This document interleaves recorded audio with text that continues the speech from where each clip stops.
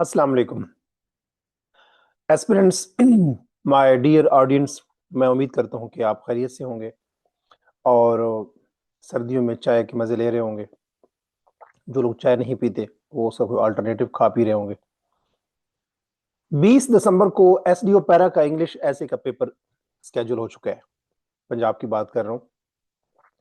इसी तरह इसके बाद 20 दिसंबर के एसडीओ पैरा के इंग्लिश ऐसे के बाद असिस्टेंट सुपरिटेंडेंट जेल और डिप्टी सुपरिटेंडेंट जेल का इंग्लिश ऐसे का पेपर भी स्केड्यूल हो जाएगा।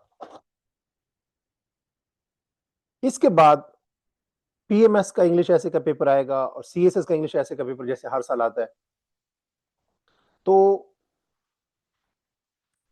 स्टूडेंट्स की मेजॉरिटी जब उनके सामने इंग्लिश ऐसे का पेपर आता है तो कंफ्यूज हो जाती है कि हमने इनमें से कौन सा टॉपिक चूज करना है। क्योंकि अगर पीएमएस की बात की जाए तो आपको 5 टॉपिक दिए जाते हैं, उनमें से आप एक टॉपिक चूज करते हैं, उस पर आप ऐसे लिखते हैं 2 घंटों में। सीएसएस की बात की जाए तो आपको 10 टॉपिक दिए जाते हैं, उसमें से आप एक टॉपिक चूज करते हैं अपनी मर्जी का, फिर उसमें उसके ऊपर आप 3 घंटे में ऐसे लिखते हैं। इसी तरह तहसीलदार का इंग्लिश ऐसे का पेपर हुआ कुछ अर्सा पहले, जिसका रिजल्ट अभी करीब एक्सपेक्टेड है। तो उसमें भी 5 टॉपिक दिए गए थे, उनमें से आपने एक टॉपिक चूज करना था। इससे पहले इंस्पेक्टर लीगल ऐसे का पेपर हुआ, 4 टॉपिक दिए गए थे, उनमें से आपने एक टॉपिक चूज करना था। अभी एसडीओ पैरा में भी 4 पेपर, मोस्ट प्रोबेबली 4 टॉपिक्स दिए जाएंगे, या 5 भी दिए जा सकते हैं, उनमें से एक टॉपिक चूज करना होगा। मोस्ट प्रोबेबली 4 टॉपिक्स दिए जाएंगे, आप उनमें से एक टॉपिक चूज करना होगा। कौन सा टॉपिक चूज करना है आपने, दिस इज वेरी इंपॉर्टेंट। अगर आपने ये सही डिसाइड कर लिया कि मैंने इन 4 टॉपिक्स, जब 5 टॉपिक एसटीओ पैरा की बात करूं, इन 4-5 टॉपिक में से मैंने कौन सा चूज करना है, अगर आपने राइट ऐसे टॉपिक चूज कर लिया तो इसका मतलब यह है कि आप अपने आप को, अपना हाथ पकड़ के आप अपने आप को कामयाबी की तरफ ले जाएंगे। और खुदा ना खास्ता, अल्लाह ना करे, खाकम बदहन, मेरे मुंह में खाक, अगर आपने गलत टॉपिक का इंतखाब कर लिया then failure would be your destiny.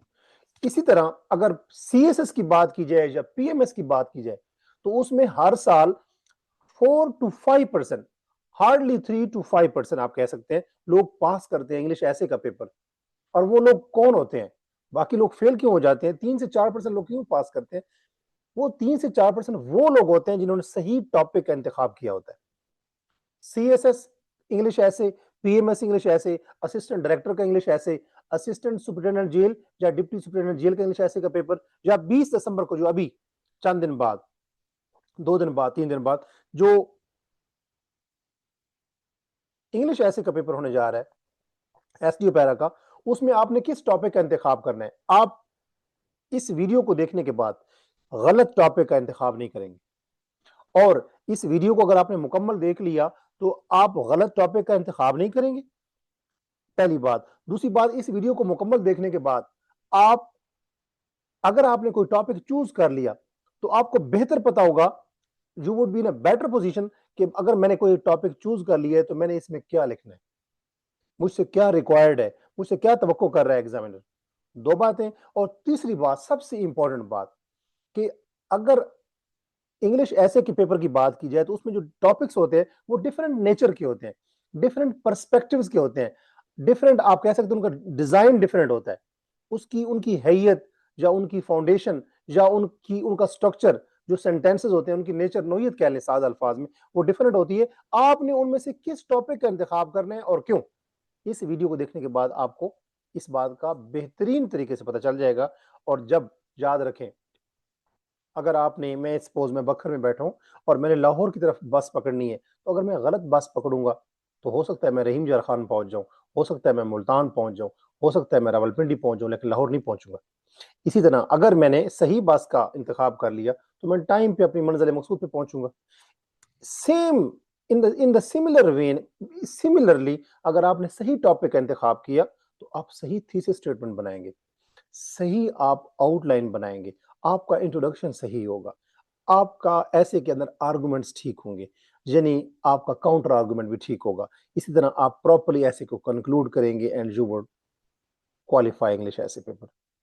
And अगर आपने ये, अगर आपको नहीं पता चला, आप कंफ्यूज रहे, कुछ टाइम आपने वेस्ट कर देना है वहां पे, और अगर आप ये डिसाइड नहीं कर पाएंगे कि मैं इन 4-5 टॉपिक में से कौन सा टॉपिक चूज करूं, तो फिर आपको गलत टॉपिक चूज करेंगे। गलत टॉपिक चूज करने का मतलब है कि आप गलत बस पे बैठ जाएंगे, और जब गलत बस पे बैठेंगे तो वो मंजिल मकसूद पे आप नहीं पहुंच पाएंगे। आप मेरी बात समझ रहे हैं? मैं वो अल्फाज मुंह से नहीं निकालना चाह रहा। अगर आप गलत टॉपिक चूज करेंगे, यू नो बेटर कि फिर क्या होगा।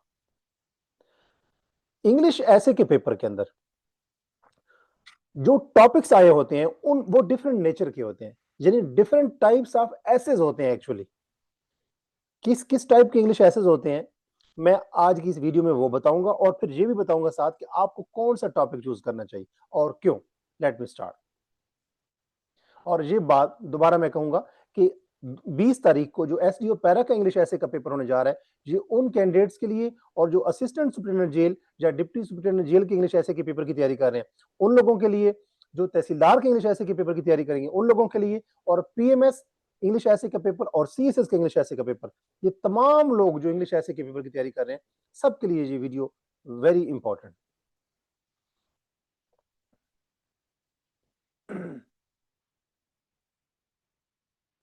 मैं उम्मीद करता हूं कि आपको ये स्क्रीन क्लियर नजर आ रही होगी। Which type of essay, which essay topics must be chosen in essay paper? Topics तो अपने चूज नहीं करने होते, एक ही टॉपिक चूज करना होता है, लिहाजा मैं यहां लिखूंगा which essay topic must be chosen। कौन सा ऐसे टॉपिक आपको चूज करना चाहिए? इस सवाल का जवाब आता है ऐसे की टाइप्स में। ऐसे की डिफरेंट टाइप्स होती हैं। अगर आपको पता होगा कि ऐसे की कौन कौन सी टाइप्स हैं, तो फिर आप सही टाइप जो है उसका इंतखाब करेंगे और प्रोडक्टिव रिजल्ट आएगा। यू वुड क्वालिफाई इंग्लिश ऐसे इंशाल्लाह। ऐसे की कौन कौन सी टाइप्स होती हैं जरा देख लेते हैं। मैं जल्दी बताऊंगा और ये बताऊंगा कि हर ऐसे का क्या स्कोप होता है, हर किस्म की नौयत क्या। पहली बात, कुछ एसेज आर्गुमेंटेटिव एसेज होते हैं जिनको हम ओपिनियन बेस्ड एसेज भी कह सकते हैं। उसमें आपके जैसे नाम से जाहिर है, उसमें आपको आर्गुमेंट्स देने होते हैं, काउंटर आर्गुमेंट देने होते हैं, यानी थीसिस देना होता है और एंटी थीसिस देना होता है। एक मवाफिक बात करते हैं और उसके मुखालिफ बात करते हैं। इलाज बिल मुवाफिक, इलाज बिल मुखालिफ, आपको आपने सुना होगा। तो आर्गुमेंटेटिव एसेज, इलाज बिल मुवाफिक ये होता है कि अगर आपको जुकाम है तो आप और माल्टे खाएं और ठंडी चीज खाएं, यू वुड बी बेटर। ये तिब का असूल है। इलाज बिल मुखालिफ का मतलब ये है कि अगर आपको ठंड लगी हुई है तो आप गरम गरम चने खाएं, कुछ गरम सूप पिए। ये इलाज बिल मुखालिफ है। इसी तरह आर्गुमेंट और काउंटर आर्गुमेंट भी वही, बिल मुवाफिक और बिल मुखालिफ। Argument, counter argument, argument, counter argument. Argumentative essays में जैसे नाम से जा रहे हैं, आपने आर्गुमेंट्स देने होते हैं, यानी आपने अपनी ओपिनियन देनी होती है। वो उस टॉपिक के हक में भी हो सकती है, उसके मुखालिफ भी हो सकती है। जो हक में चीज होती है उसको थीसिस कहते हैं, जो हक में नहीं होती उसको हम एंटी थीसिस कहते हैं। जो हक में चीज होती है उसको बिल मुवाफिक कहते हैं, जो हक में नहीं होती उसको बिल मुखालिफ कहते हैं। तो आर्गुमेंटेटिव एसेज कौन से होते हैं? आर्गुमेंटेटिव एसेज के बारे में पहले मैं स्कोप बता दूं कि आर्गुमेंटेटिव एसेज बहुत कॉमन होते हैं।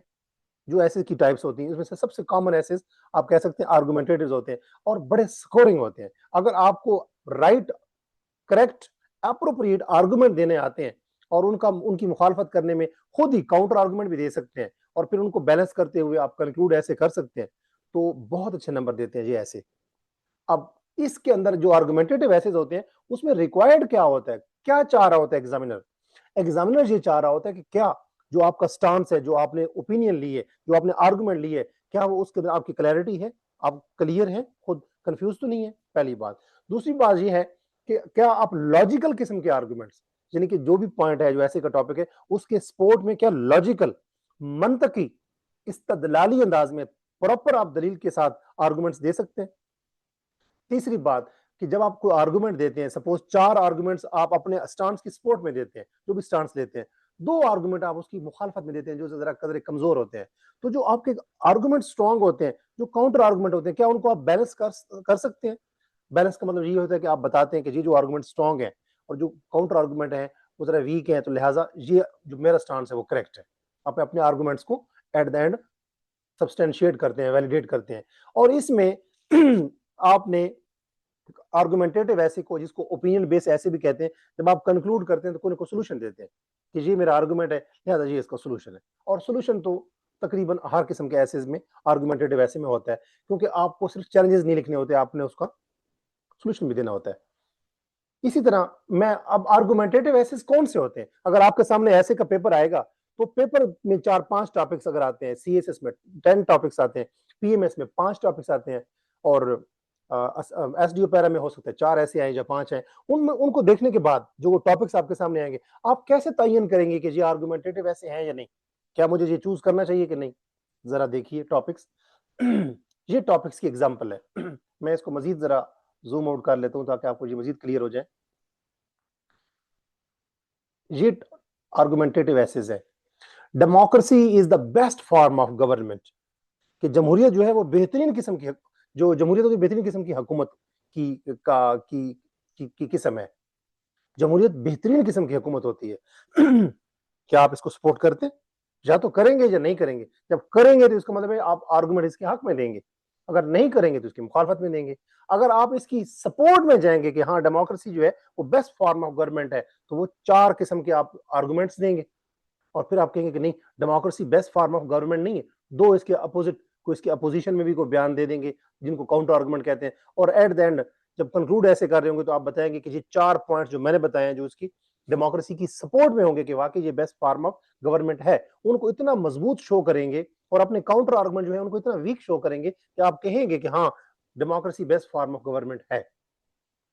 ये एक टॉपिक हो गया, यानी कि या तो democracy best form of government है या नहीं है, यानी कि आर की बात आ रही है।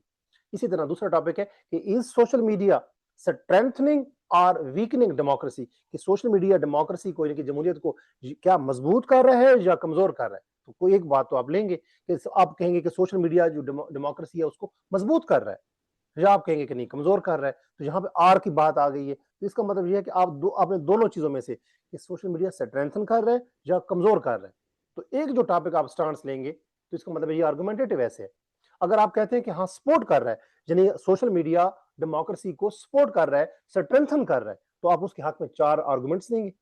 और फिर आप कहेंगे कि ऐसा भी हो सकता है कि सोशल मीडिया डेमोक्रेसी को कमजोर कर रहा हो, वीकन कर रहा हो, तो 2 आर्गुमेंट देंगे, लेकिन वो जरा कमजोर होने चाहिए, क्योंकि आपका स्टांस है कि सोशल मीडिया डेमोक्रेसी को मजबूत करता है। तो वो जो काउंटर आर्गुमेंट देंगे वो जरा मुखालिफ होंगे, वो बताएंगे कि सोशल मीडिया डेमोक्रेसी को कमजोर करता है, वीकन करता है, लेकिन वो कमजोर होंगे और आप एंड ऐसे को कंक्लूड करेंगे कि ये चारों पॉइंट्स, मेरे चारों स्टांस आर्गुमेंट्स इतने स्ट्रांग है कि ये 2 जो काउंटर आर्गुमेंट्स है इनको हम इग्नोर कर सकते हैं, और यूं आप कंक्लूड करेंगे कि डेमोक्रेसी को सोशल मीडिया जो है वो स्ट्रेंथन करता है। तो आपने इन दोनों में से एक स्टांस चूज किया, आपको एक स्टांस चूज करना पड़ेगा, तो ये आर्गुमेंटेटिव ऐसे है।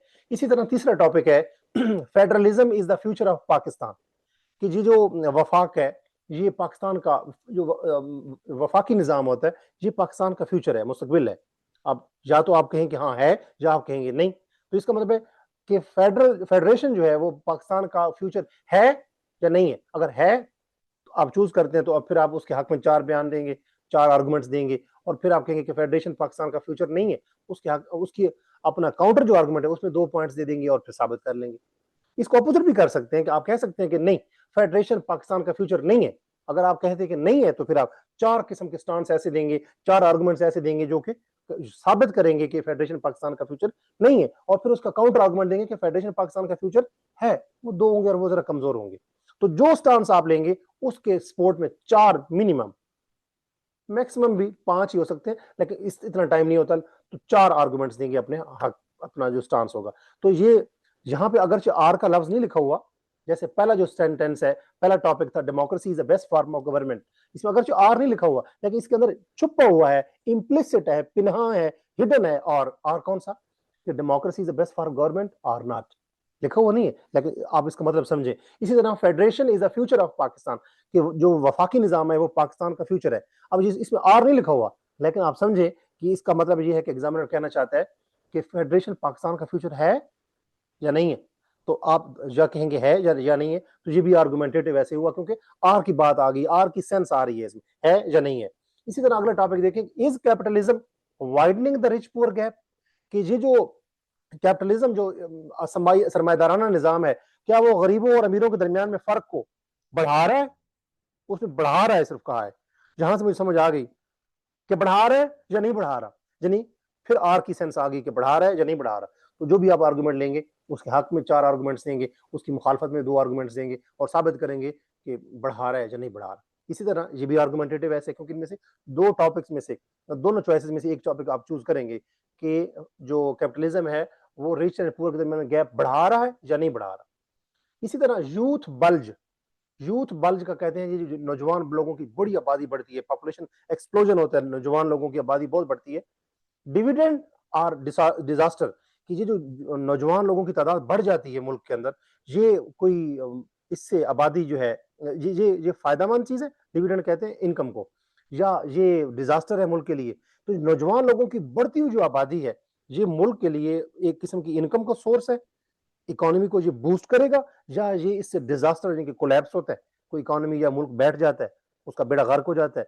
तो इन दोनों में से आप बताएंगे। या तो यूथ बल्ज बल्ज कहते हैं कि बढ़ावे को, एक्सप्लोजन को, बहुत ज्यादा तादाद में बढ़ना, जिस और यूथ नौजवान लोगों को कहते हैं। तो आप यूथ बल्ज या तो डिविडेंड है या आप बताएंगे कि डिजास्टर है। अगर आप कहते हैं कि डिविडेंड है यानी कि नौजवान लोगों की बढ़ती हुई आबादी, वो आप कह सकते हैं कि डिविडेंड अगर आप कहते हैं, तो फिर आप साबित करेंगे, कुछ 4 किस्म के ऐसे आर्गुमेंट देंगे जो साबित करेंगे कि नौजवान लोगों की जो बढ़ती हुई आबादी है वो क्या है, इकोनॉमी के लिए फायदेमंद है, सूदमंद है, बेनिफिशियल है, फ्रूटफुल है, डिविडेंड है, सोर्स ऑफ इनकम है, मुल्क में एसेट्स बढ़ाती है। या आप कहेंगे कि नहीं, यूथ की जो बढ़ती हुई तादाद है वो मुल्क के लिए डिजास्टर पैदा करती है, तबाही करती है। तो अगर आप डिजास्टर कहते हैं तो फिर आप 4 किस्म के ऐसे आर्गुमेंट देंगे जो साबित करेंगे, जो प्रूव करेंगे कि बढ़ती हुई आबादी जो यूथ बल्ज है वो मुल्क के लिए, किसी भी मुल्क के लिए, जहां पाकिस्तान का नाम नहीं लिखा हुआ, किसी भी मुल्क के लिए टॉपिक जनरल किस्म का है, वो किसी भी मुल्क के लिए क्या है, डिजास्टर का बायस है। वो 4 किस्म के आर्गुमेंट। फिर आप कहेंगे कि नहीं, ऐसा भी हो सकता है कि यूथ बल किसी मुल्क के लिए डिविडेंड का बायस भी बन सकती है। वो 2 आर्गुमेंट देंगे, वो जरा कदरे कमजोर होंगे, और आप साबित कर देंगे कि ये डिजास्टर है। तो जो भी आप स्टांस, डिजास्टर या डिविडेंड, इनमें से कोई एक चूज करेंगे, दोनों में आर का सेंस आ रहा है, ये या वो, तो फिर क्या है, ये भी आर्गुमेंटेटिव। ऐसी मैं उम्मीद करता हूं कि आपको अब अभी जो